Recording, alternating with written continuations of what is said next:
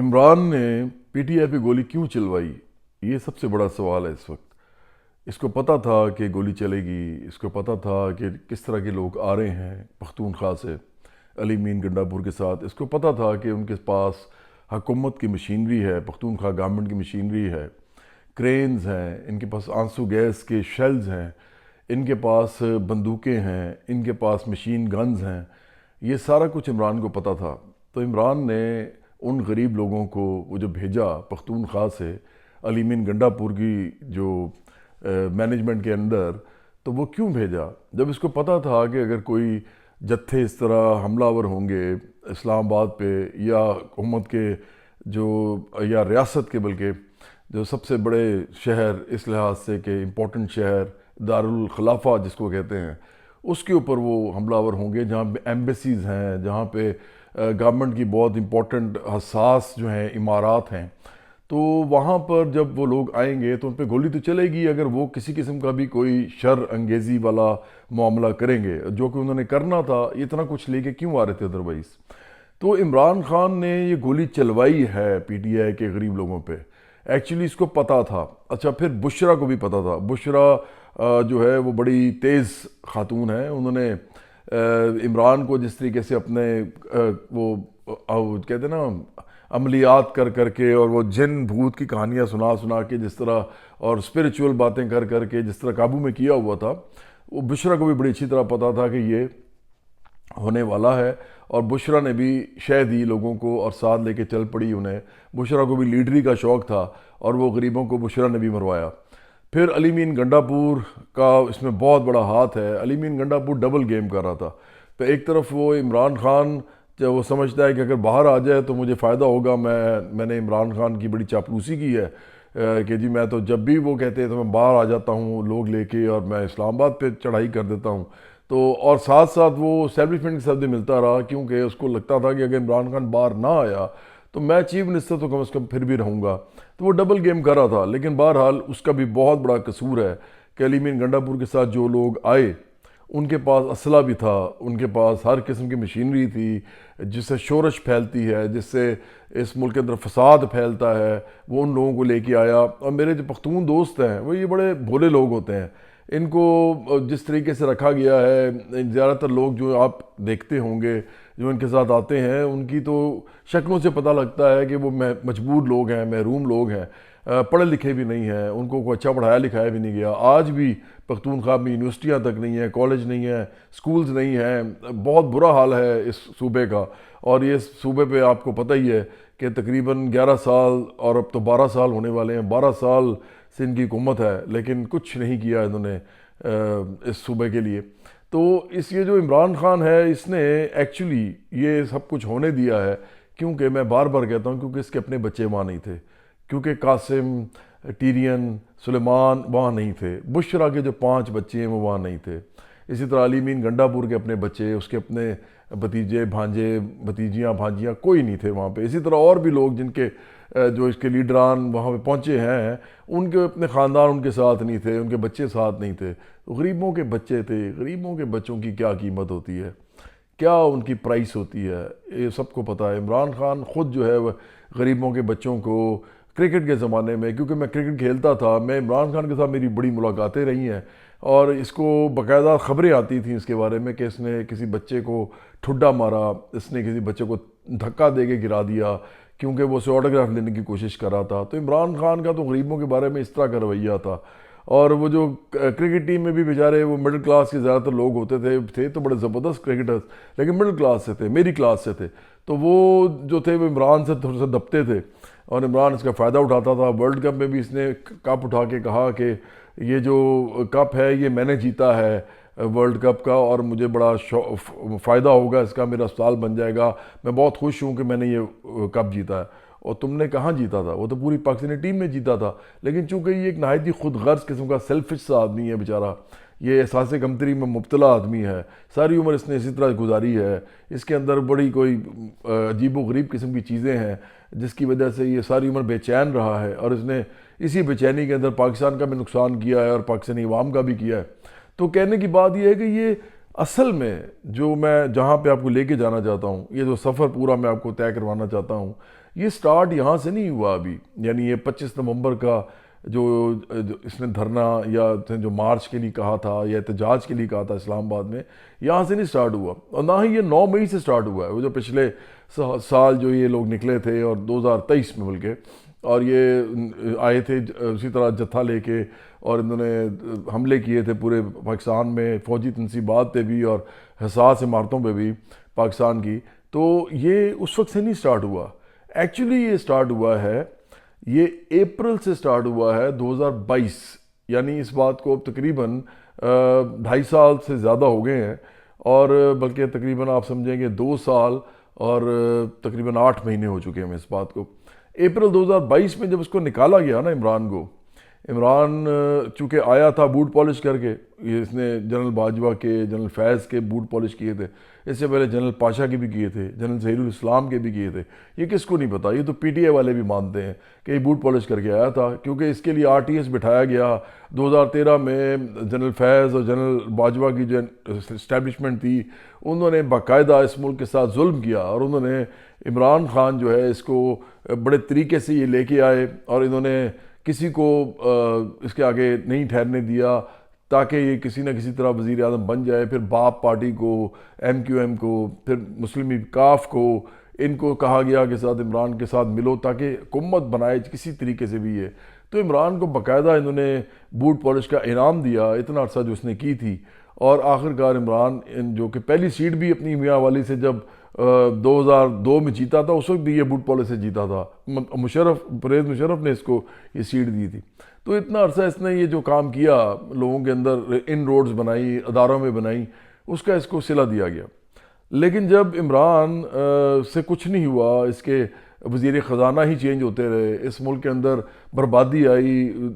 Corona آیا تو corona میں اس سے کچھ چیزیں سنبھلی نہیں، اس نے کیا ہی کچھ نہیں۔ یہ کہتا ہے میں نے کچھ کیا کرونا میں کچھ بھی نہیں کیا اس نے ایکچولی، اور جنہوں نے مرنا تھا وہ مر گئے، جو بچ گئے وہ بچ گئے، اور اس پہ اس کے اوپر کسی قسم کا کوئی جو ہے نہ صحرا اس کے اوپر ہے کہ جی لوگ کم مرے یا زیادہ مرے، اور نہ ہی یہ ہے کہ جی کرونا کو اس نے بڑے طریقے سے قابو اس پہ پایا یا نہیں پایا، اس نے کیا ہی کچھ نہیں ایکچولی۔ تو اس کا جو ایک عجیب و غریب سا پلان ہوتا تھا نان سائنٹیفک قسم کا، پاکستان کے اندر خود ہی وہ کرونا جو ہے وہ آیا اور چلا گیا، ادھر لوگوں کے اندر ریزیلینس تھی، ایک ریزسٹنس تھا، یہاں لوگ کھاتے پیتے ہیں ٹھیک ہیں، پنجاب میں خاص طور پہ، پنجاب میں اس لیے اموات بھی کم ہوئی، اور پنجاب میں کیونکہ لوگ کھاتے پیتے ہیں زیادہ، اور ساتھ آپ کو پتہ ہے انوائرمنٹ تو بری ہی ہے، اور ساتھ جو انفراسٹرکچر ہے بڑا برا ہے، تو گندگی میں وہ رہتے تھے، اس کی وجہ سے امیونٹی بہت سٹرونگ تھی ان کی۔ جب آپ کھاتے اچھا ہیں لیکن آپ کے ارد گرد جو ہے گندگی ہو یا بہت اچھے حالات نہ ہوں، آب و ہوا بھی خراب ہو، تو آپ کی تو امیونٹی پیدا ہوتی ہے، اس امیونٹی کی وجہ سے وہ بچ گئے۔ تو عمران نے اس پورے عرصے میں جو 3.5 سال اس نے گزارے، اس نے لوگوں کا بیڑا غرق کر دیا، اس نے امیروں کو فائدے پہنچائے، اس نے کنسٹرکشن انڈسٹری کو ریبیٹس دیے، اس نے لوگوں کو جو ہے وہ غریبوں کو بیڑا غرق ان کا کر کے ان کا برا حال کر دیا، لوگ مہنگائی سے چیخیں مارنا شروع ہو گئے۔ ہمیں یاد ہے کہ برابری پارٹی نے اس وقت ایک بہت زبردست فلیکس نکالا، ہم نے اس پہ لکھا کہ مہنگائی کو پھانسی دو۔ اس زمانے میں پرویز مشرف کو پھانسی دینے کی بات ہو رہی تھی، تو ہم نے کہا انسانوں کو کیا پھانسی دینی ہے، انسانوں کو تو پھانسی دینا جو ہے کوئی اتنی اچھا عمل نہیں ہے، یہ مہنگائی کو پھانسی دو، اصل میں مہنگائی کو پھانسی دو، غربت کو پھانسی دو، علاج جو ہے وہ کرو، مطلب بیماری کو پھانسی دو، اور جہالت کو پھانسی دو، تعلیم دو لوگوں کو، تو اس پہ ان کی پھانسیاں ہونی چاہیے، اور یہ علامتی بات تھی، یہ کوئی ایسی ایکسٹریمسٹ بات نہیں تھی۔ لیکن عمران جو ہے اس نے ایکچولی لوگوں کا بیڑا غرق کیا، اور وزیر خزانہ پہ خزانہ بدلتا رہا، مطلب جیسے اسد عمر کو نکال دیا آتے ہی، پھر حفیظ شیخ بھی رہا، پھر وہ شوکت ترین بھی رہا، مطلب مختلف قسم کے لوگ آتے جاتے رہے، تو سمجھ آ گئی اسٹیبلشمنٹ کو بھی کہ یہ تو ہم نے غلط مہرہ جو ہے اس کے اوپر ہاتھ رکھ دیا، تو انہوں نے عمران کو آخرکار انہوں نے کہا کہ بڑی ہو گئی ہے، اب ہم تمہارے ساتھ نہیں چل سکتے۔ اس بات پہ عمران کو جو ہے وہ لگا کہ یہ تو بڑا کام خراب ہو گیا، ساری دنیا میں نے کہا ہوا ہے کہ میں تو پاکستان کا وزیر اعظم پتہ نہیں کتنا عرصہ رہوں گا، 10 سال رہوں گا، تو لیکن وہ اس کی بساط جو ہے وہ لپیٹی گئی، اور عمران کو آخرکار ایک ووٹ آف نو کانفیڈنس، جو کہ آف کورس اسٹیبلشمنٹ اس کے پیچھے تھی، پی ڈی ایم جو تھی، انہوں نے بھی بوٹ پالش کیے، اور انہوں نے آخر کار آرمی کے ساتھ مل کے مطلب اسٹیبلشمنٹ کے ساتھ مل کے انہوں نے ووٹ آف نو کانفیڈنس کیا. وہی لوگ جنہوں نے پہلے اس کو ووٹ دیا تھا انہوں نے اس کے خلاف ووٹ دیا اور عمران کو وزیر اعظم سے نکال دیا گیا کرسی سے. اس کے بعد عمران شروع ہوتا ہے. عمران نے اس ملک کے ساتھ پھر دشمنی شروع کی. عمران نے پہلے جھوٹے امریکی سازش کا بیانیہ بنایا. اس نے امپورٹڈ گورنمنٹ کی بات کی، حالانکہ کوئی ایسا معاملہ نہیں تھا، نہ باہر سے پیسے آئے تھے، نہ کوئی سازش ہوئی تھی. جھوٹ بولتا رہا، سائفر لہراتا رہا. وہ بعد میں پتہ چل گیا کہ سائفر بھی کوئی نہیں تھا اور یہ جھوٹ بولتا تھا. یہ جس طرح کی باتیں کرتا تھا وہ سب کو معلوم تھی. ایسے ایسا ہونا شروع ہو گئی. اس پہ کیسز بنے. اس نے ملک ریاض سے پیسے لیے، وہ بھی پتہ چل گیا. اس نے زمینیں لیں، اس کی بیوی نے تحفے لیے اس سے، بشرا نے. اور اس کے علاوہ پھر یہ جو اس کا منی لانڈرنگ والا وہ جو کیس ہے، جو فورن فنڈنگ والا ہے، اس کے اندر اس نے جو کوئی گھپلے کیے ہوئے تھے، اپنے ملازموں کے نام پہ یہ پیسے منگواتا رہا تھا. اتنا ہی کرپٹ آدمی ہے. تو کہتا دوسروں کو تھا کرپٹ اور خود بھی کرپٹ نکلا ہے، اتنا بڑا کرپٹ نکلا. اور پھر ساتھ ساتھ توشہ خانہ سے پیسے بنانا شروع کر دیے اس نے. تو اس نے کیا ایسا کوئی کام نہیں کیا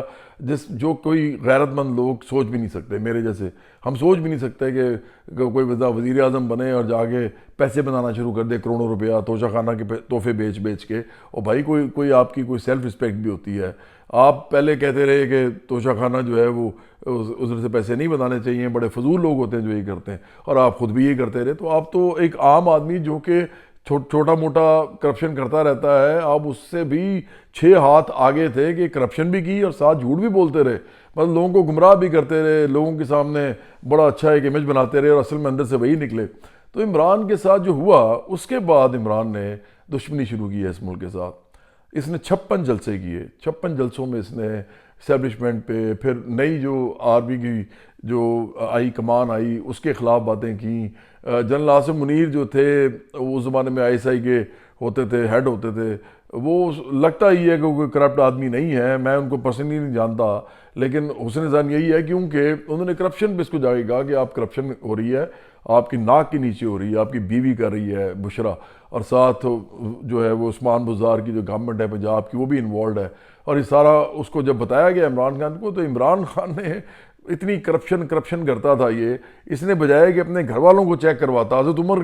رضی اللہ تعالیٰ عنہ کی باتیں کرتا تھا یہ، تو اس نے بجائے کہ یہ کام کرتا کہ اپنے گھر والوں کو چیک کرواتا، اس نے آؤٹ رائٹلی کہا کہ یہ کہ آپ نے بات کی ہے. اور کچھ عرصے کے بعد پھر ان کو ISI سے علیحدہ کر کے کہیں اور بھجوا دیا گیا، اور پھر وہ ایک لمبا پھر قصہ ہے. لیکن ہوا یہ ہے کہ آخر کار PDM کو بھی سمجھ آ گئی کہ اگر انہی صاحب کو لے کے آیا جائے گا تو پھر یہ ہمیں فائدہ ہوگا، کیونکہ ان کو پتہ صحیح، مطلب آصف منیر کو پتہ ہے کہ عمران خان اصل میں کیا چیز ہے. تو انہوں نے بھی اپنے پتے کھیلے اور انہوں نے کورا جو ہے نکال دیا آصف منیر کے نام پہ، اور جنرل آصف منیر بن گئے چیف آف آرمی اسٹاف. اور اس کے بعد سے عمران کی کمبختی کا جو ہے آغاز ہوا. اس نے اس وقت بھی کوئی پہلو تہی نہیں کی، مطلب اس نے ذرا سا بھی کوئی خیال نہیں کیا. اس نے ایک دم الزامات کی بچھاڑ کر دی جنرل آصف منیر پہ، اور اس کے جو سوشل میڈیا تھا انہوں نے غلاظت اگلی، انہوں نے بہت گند بولا. پاکستان کے اندر نفرت اور تقسیم جو ہے پیدا ہوئی لوگوں کے اندر. پھر پاکستان میں فساد مچنا شروع ہوا، انتشار پھیلنا شروع ہوا. یہاں پہ جو سٹاک مارکیٹس گر گئیں، یہاں پہ ریئل اسٹیٹ گر گئی، یہاں پہ جو بھی کیپٹل سٹرکچر ہوتا ہے اس کے اندر جو بھی ہوتے ہیں انڈیکیٹرز ہوتے ہیں اکنامک، وہ سارے نیچے گر گئے. تو آخر کار کیا ہوا کہ اس ملک کے اندر مہنگائی ہو گئی، غربت ہو گئی، نہایت بری ایک پولیٹیکل انسٹیبلٹی ہو گئی، جس کو ہم کہتے ہیں سیاسی جو انتشار ہوتا ہے وہ پیدا ہو گیا. مطلب کسی قسم کا استحکام نہیں رہا، عدم استحکام ہو گیا ہر قسم کا، پولیٹیکل بھی، سوشل بھی اور اکنامک بھی. تو اس کے بعد عمران جو ہے وہ بالکل ہی اپنے ہتھے سے اکھڑ گیا. مجھے تو لگتا ہے تھوڑا سا اس کے اندر کوئی پاگل پن کے مجھے آثار نظر آتے ہیں. اب میں اس کی حرکتیں دیکھتا ہوں تو مجھے لگتا ہے کہ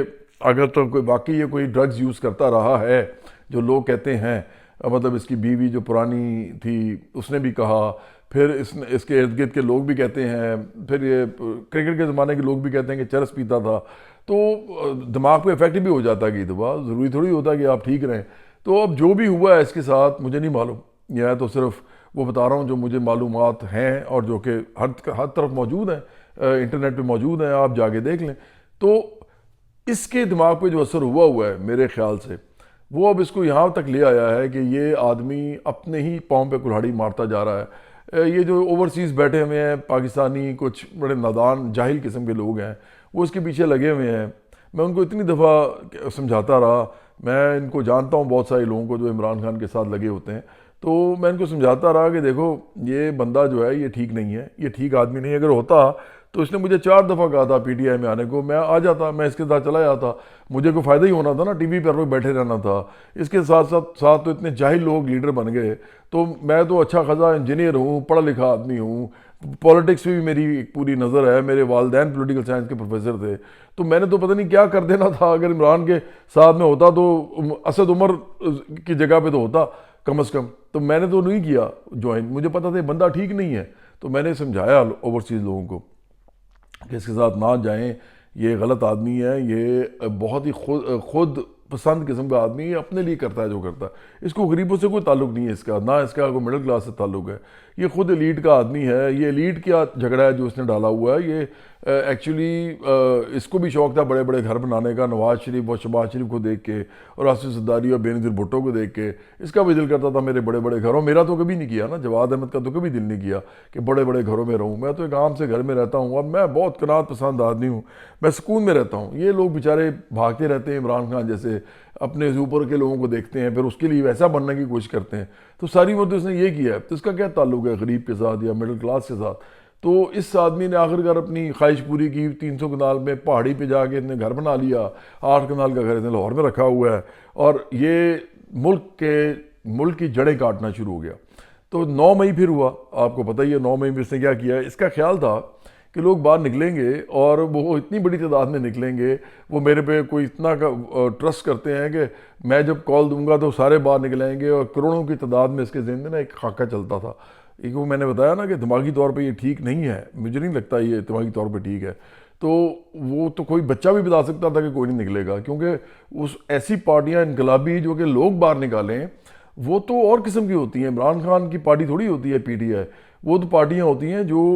مڈل کلاس اور غریبوں کو لیڈرشپ دیتی ہیں، اور پھر وہاں سے منظم ہو کے لوگوں کی ممبرشپس ہوتی ہیں، لوگ چندے دے رہے ہوتے ہیں، 10 روپے، 50 روپے، 100 روپے، جو برابری پارٹی کا ماڈل ہے ایکچولی۔ جب یہ سٹارٹ ہوگا تو آپ دیکھیے گا کہ برابری پارٹی کتنی تیزی سے آگے بڑھتی ہے، کیونکہ جو لوگ پارٹی کے لیڈر ہوتے ہیں، جو لوگ پارٹی کے کارکن ہوتے ہیں، جو پارٹی کے ممبر ہوتے ہیں، وہی پارٹی ہوتے ہیں، وہ خود ہوتے ہیں، کوئی امیر آدمی ان کے اوپر نہیں بیٹھے ہوتے، ان کے اوپر ان کا رستہ روکنے کے لیے جاگیردار سرمایہ دار مافیاز نہیں بیٹھے ہوتے۔ تو پھر جب یہ کام ہوتا ہے تو اصل میں انقلاب آتا ہے، اور پھر ایک کال پہ صرف ایک کال پہ کروڑوں لوگ اپنے گھروں میں، اپنے علاقوں میں، محلوں میں باہر آ جاتے ہیں، اور پھر ریاست بھی کچھ نہیں کر سکتی، اور ریاست کو کچھ کرنا بھی نہیں چاہیے، کیونکہ اگر اس حد تک جسٹیفائیڈ ہو کہ لوگ آپ کی کال پہ باہر آ جائیں تو کوئی بھی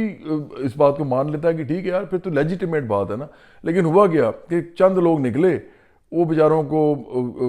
پتہ کچھ تھا نہیں، یہ اس کے اپنے بچے نہیں نکلے، عمران کے لیڈرز کے اپنے خاندان والے نہیں نکلے، اور آخرکار کیا ہوا کہ اس کے جو پارٹی کے لوگ تھے وہ گھروں میں بیٹھے رہے، اور غریب لوگ جو ہیں پھر پکڑے گئے، اور 9 مئی ہوا، 9 مئی کو پھر جو بھی لوگوں نے دیکھا اس کے بعد آج تک وہ معاملہ چل رہا ہے کہ اس کا کیا کیا جائے، اور اس میں بڑے بڑے عجیب قسم کے لوگ، عورتیں اس طرح کی جو کہ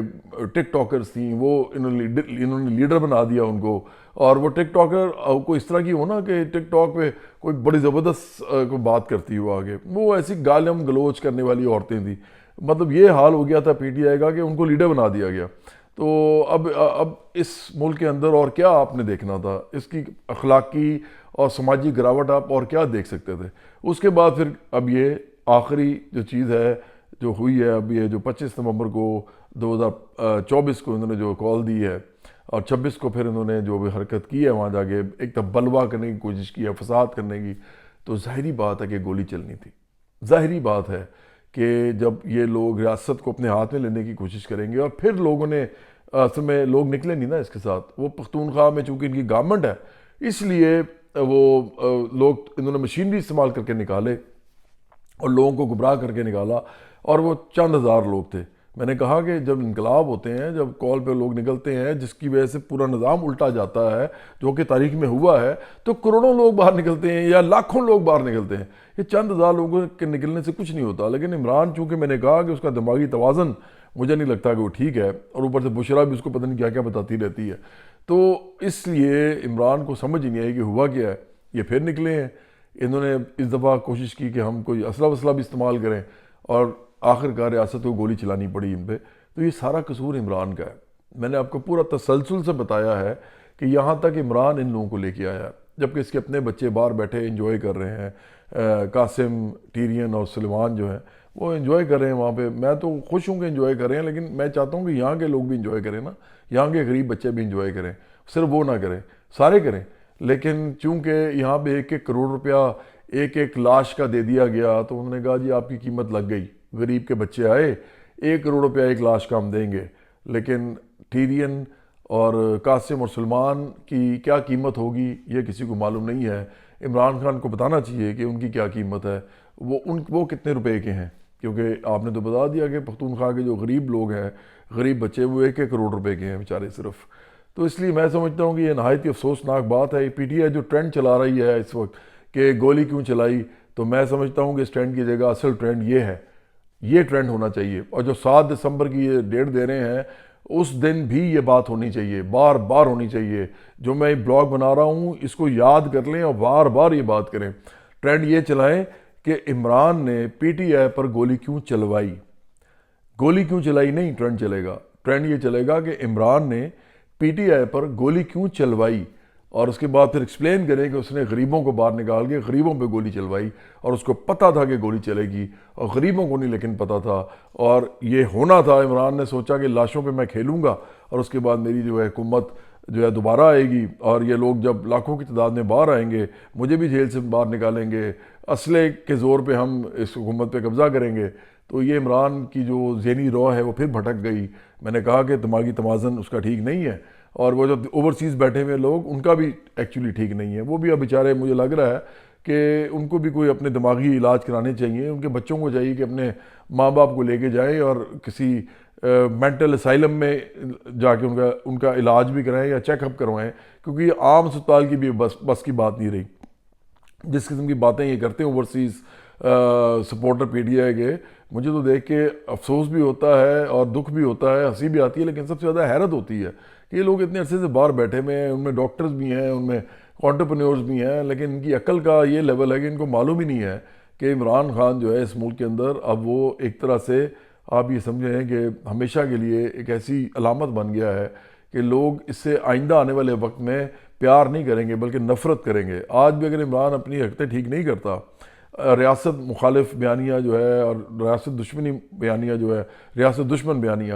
یہ اپنا ٹھیک نہیں کرتا اور صحیح والی سیاست نہیں کرتا جو کہ ہم کر رہے ہیں، عام لوگوں کی سیاست نہیں کرتا، عام لوگوں کو امپاور نہیں کرتا، عام لوگوں کو لیڈر نہیں بناتا پاکستان میں، اور اس ملک کا جو انفراسٹرکچر ہے اس کو نہیں بدلتا، جو کہ یہ نہیں کرے گا، مجھے پتہ ہے یہ نہیں کرے گا، کیونکہ یہ عیاش آدمی ہے، عیش کرنے والا، اس کے بچے بھی عیش کرتے ہیں، تو یہ ایسے ہی رہے گا۔ تو اگر وہ یہ نہیں کرتا تو یہ نفرت کی علامت بن چکا ہے، یہ لوگوں کے اندر نفرت، تقسیم اور فساد اور انتشار پھیلا کر نفرت کی علامت بن گیا ہے پاکستان کے اندر، اور یہ بہت افسوس کی بات ہے۔ اور 7 دسمبر کو اگر کسی نے نکلنے کی کوشش کی تو میں خود ریاست کو یہ کہہ رہا ہوں کہ ان کو اس دفعہ بالکل نہ چھوڑیں، کیونکہ اب تو ان کو بھی سمجھ آ رہی ہے، اگر کوئی اس حد تک غلام بن چکے ہیں ذہنی کہ ان کو پتہ ہے کہ عمران کے 3 بچے باہر نہیں آ رہے، بشرا کے 5 بچے باہر نہیں آ رہے، اور علی مین گنڈا پور کے 5 بچے باہر نہیں آ رہے، سلمان اکرم راجہ کے بچے نہیں آ رہے،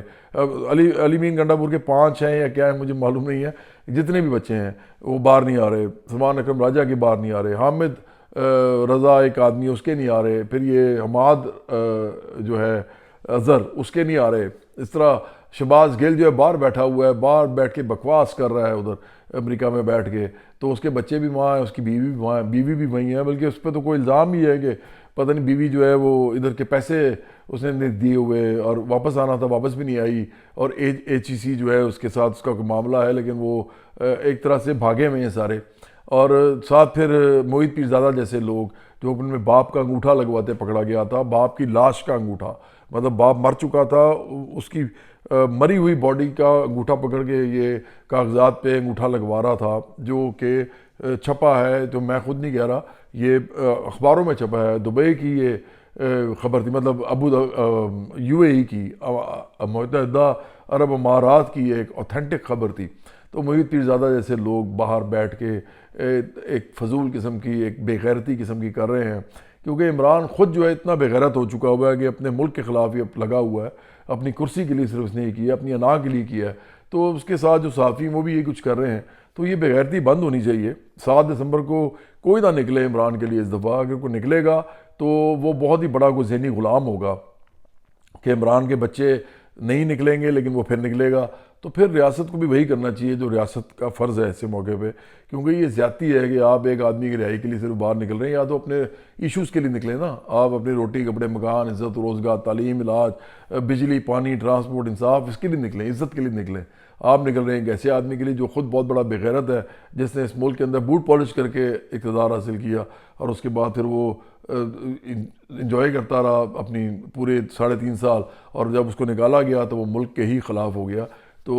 7 دسمبر کو بھی آپ یہ والی بے غیرتی نہ کریں، باہر نہ آئیں، ادروائز ریاست کو پھر آپ کے ساتھ اسی طرح نپٹنا چاہیے جس طرح ایسے لوگوں سے، شر پسندوں سے نپٹا جاتا ہے۔ اور آخر میں پھر میں کہہ رہا ہوں کہ یہ جو ٹرینڈ ہے نا، اس کو ختم کریں۔ جتنے بھی لوگ پی ٹی آئی کے ساتھ نہیں ہیں وہ یہ بتائیں کہ جو تم ٹرینڈ چلا رہے ہو کہ گولی کیوں چلائی، اصل ٹرینڈ یہ ہے کہ عمران نے پی ٹی آئی پر گولی کیوں چلوائی۔